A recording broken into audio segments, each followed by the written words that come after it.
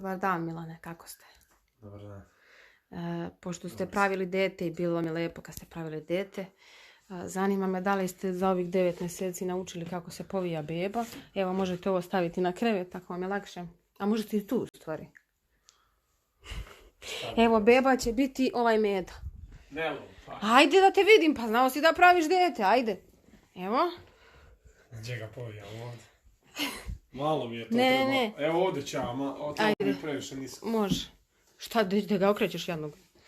I šta sad, ovo je pelena što? Evo imaš ovdje, sve ti je tu. O, Pa znaš šta su pelene? Ona druga. Šta radi? nije ovako, mora između noga ići. Čekaj čoveče, stani. Ja mislim da prvo bebi treba da se stavi pelena. Nemoj to odpakivat, stani. Dobro, ajde.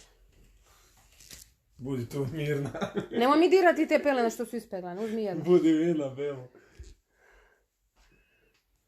Ja bi ovako.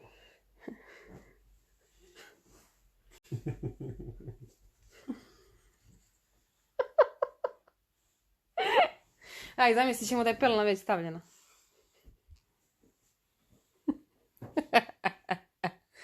Jesi ti normalan?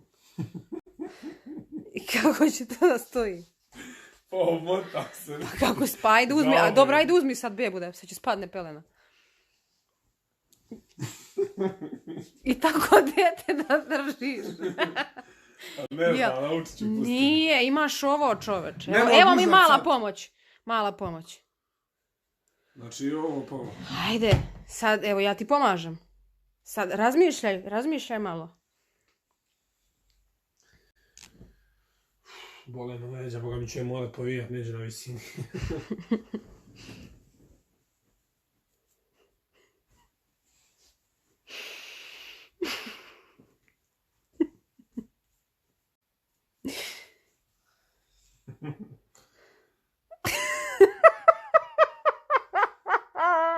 Evo gađice, evo.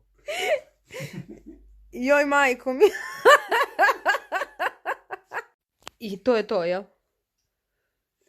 Kako se drži beba? Pa ima ovako. Čekaj, ti pod zaista vrata. misliš da bebama tako vise te dronje? Ja bi ovako držao. A? Za vrat? Pa ne može da Ovako. diše, moraš da držiš glavicu. Bježe bre, pusti. Pa moram da te naučim. Dođi vamo na čas. Ne. Guzica ti ispala, Milane.